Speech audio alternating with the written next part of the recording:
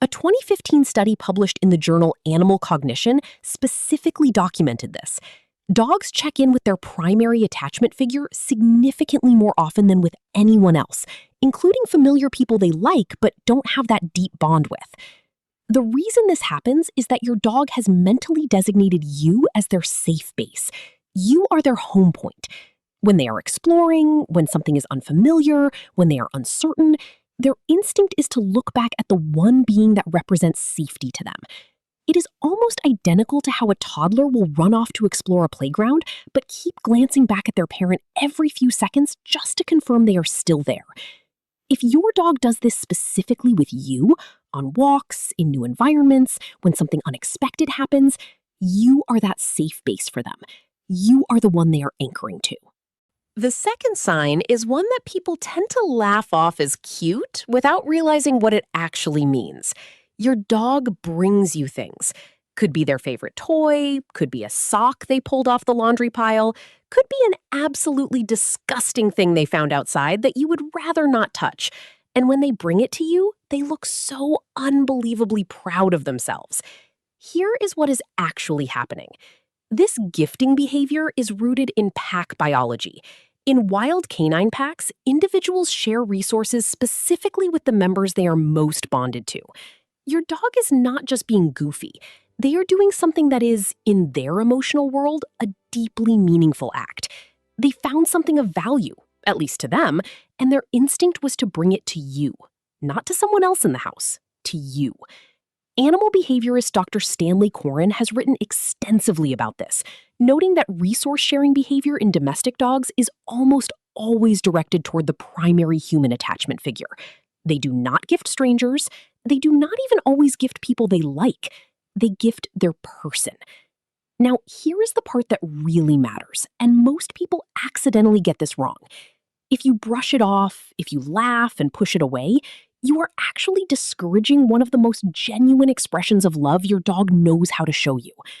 The correct response, even if what they brought you is terrible, is to act grateful. Take it. Say thank you like you mean it. Because to your dog, that moment was not small. This is the one I mentioned at the beginning, the one that surprised me. And I want you to actually test this if you have a camera in your house, because the evidence is going to be right there on the footage.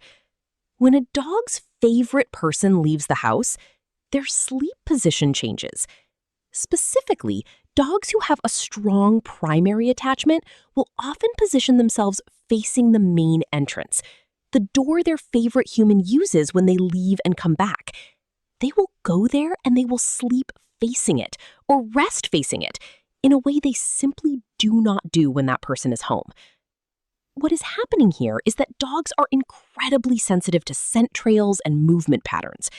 Even during rest, they are tracking the sensory signature of their favorite person. Where did they go? Which direction did they leave from? Where will they come back from? And they orient their body accordingly. They are not just waiting. They are positioned, alert even in rest, oriented toward the one signal they are waiting for. Your smell, your sound, your specific footsteps on the other side of that door. If you have ever watched a dog perk up before a car even pulls into the driveway, you have seen a version of this. They know your patterns before you even execute them. And when you are gone, their whole resting body is pointed at where you went. Think about that. Even when you are not there, you are the thing their whole nervous system is oriented toward. The fourth sign is quieter than the others, and that is exactly why most people miss it. It is not dramatic. It is not big. But once you understand what it means, it is going to feel like one of the most touching things on this entire list. When a dog has a deep bond with someone, they seek physical contact with that person in a very specific, understated way. Not always jumping on them, not always demanding attention. Sometimes it is just a paw resting on your foot while you are sitting at your desk, a warm flank pressed against your leg while you are on the couch, a chin placed gently on your knee for no reason at all while you are watching something. They are not asking for food. They are not trying to get you to take them outside. They just want to be near you, touching you, in contact with you. Researchers have documented this as touch-seeking behavior, and it is one of the most consistent markers of strong canine attachment. What makes it even more powerful is the biology behind it. Physical contact between a dog and their bonded human triggers an oxytocin release in both the dog and the person. Oxytocin is the same bonding hormone that fires between a human parent and their newborn child. The same hormone. Your dog pressing their paw against your foot is, neurologically speaking, the same category of bonding event as a mother holding her baby. And what separates this from general affection is that they do it specifically with you, without needing a reason. If your dog is near you right now, just check. Is there a paw touching you somewhere? This last one is the most scientifically specific thing on this entire list, and I would bet that almost nobody watching this has ever heard of it. When a dog sees their favorite person, specifically their chosen person, and not just anyone they know, their left eyebrow raises. It is subtle, it is fast. Under normal circumstances, you would never catch it in real time. But it is real, and it has been measured. A 2013 study from Azabu University in Japan used high-speed cameras to track the microfacial expressions of dogs when they were greeted by different people. When dogs were greeted by strangers, both sides of the face moved roughly equally. When greeted by familiar people they liked, there was mild asymmetry. But when greeted by their primary owner, their actual favorite person, the left eyebrow specifically raised faster, higher, and more distinctly than for anyone else. The reason this happens is neurological.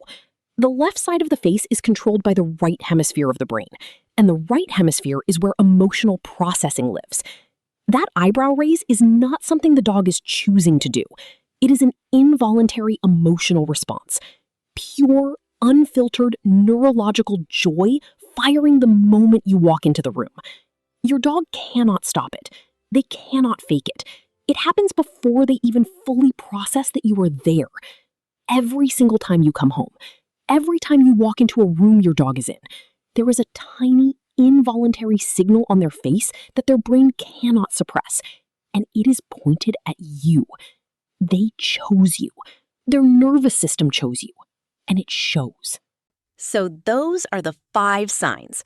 The check-in glance that says you are their safe base.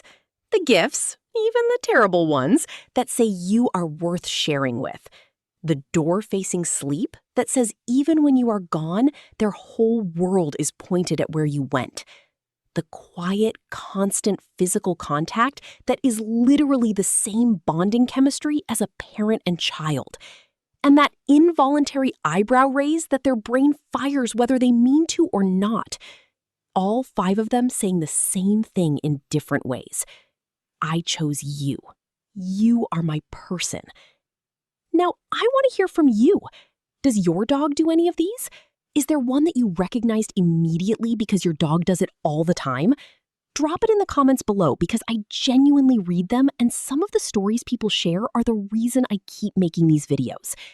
Subscribe if you are not already. New videos every single week. And until then, pay attention to your dog a little differently today. They have been paying attention to you the whole time.